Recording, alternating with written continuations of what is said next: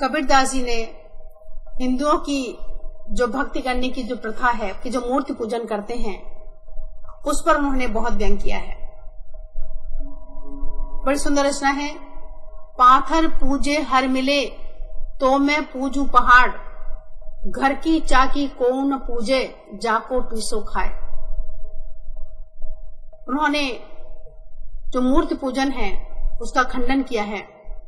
जो लोग पत्थरों की पूजा करते हैं उसका उन्होंने व्यंग्य किया है उन पर कि पाथर पूजे हर मिले, कि अगर पत्थर पूजने से ही भगवान की प्राप्ति हो जाती है तो मैं पूजू पहाड़, तो मैं पहाड़ की पूजा करूंगा, छोटे मोटे पत्थरों की पूजा नहीं करना, मैं पहाड़ की पूजा करूंगा। और फिर उन्होंने सलाह भी दी है कि घर की चाकी कोई न पूजे जाको पीसो खाए। एक कर्म की प्रधानता यहाँ पर उन्होंने बताई है कि हमें वास्तव में क्या पूजना चाहिए।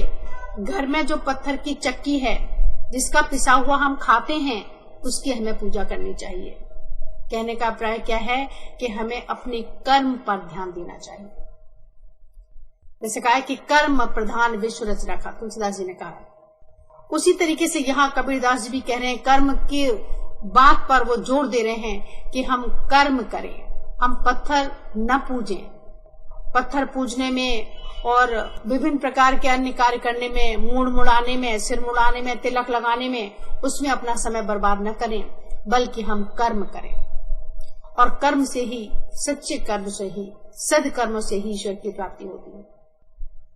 बहुत सुंदर उन्होंने जो ऋषि पंडित हैं, जो हिंदुओं में प्रथा है कि सिर मुड़वा दिया ईश्वर की आराधना करने के लिए या जटाएं बना ली, तो इस पर भी उन्होंने बहुत सुंदर व्यंग किया है। मूड़ मुड़ाए हर मिले सबको ले मुड़ाए, और बार बार के मूड़ने भेड़ न बैकुंठ जाए।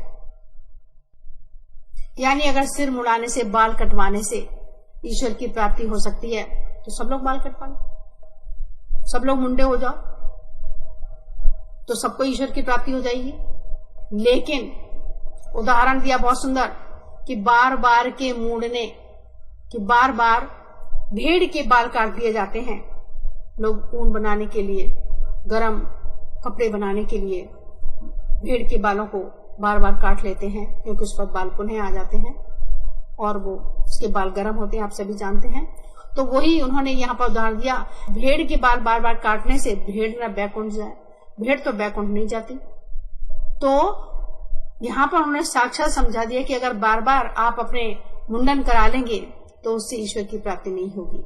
यदि ऐसा होता तो भेड़ भी बैकुंठ चली जाती, भेड़ को भी स्वर्ग की प्राप्ति हो जाती। तो उन्होंने बहुत सुंदर यहाँ पर व्यंग किया है और सलाह दिया कि भजन कहो ताते भजो, भजो न एको बार, और दूर भजन जासे कहो सो तू भजो गंवार।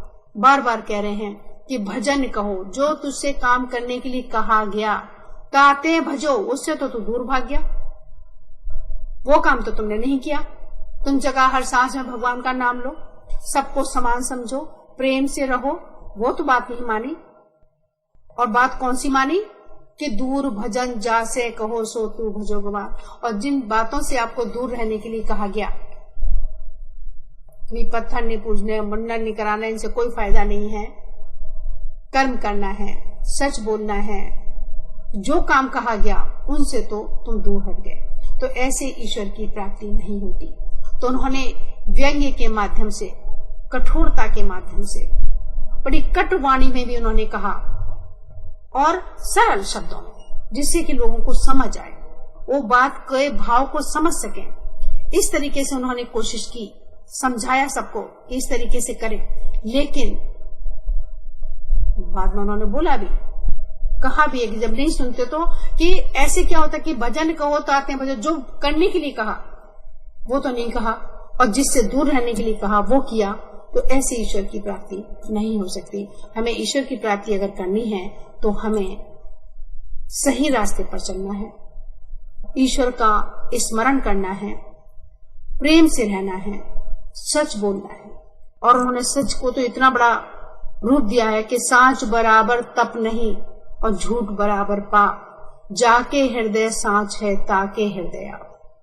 यहाँ तक कहा कि जो सच का पालन करते हैं, जो सच बोलते हैं, उनके हृदय में तो भगवान का निवास होता है। सच बराबर तप नहीं, क्योंकि सत्य बोलना बहुत बड़ा तप है, इतना बड़ा कि उस तप से ईश्वर की प्राप्ति हो जाती है। और झूठ के बराबर उन्होंने कहा कोई पाप नहीं, झूठ पाप है।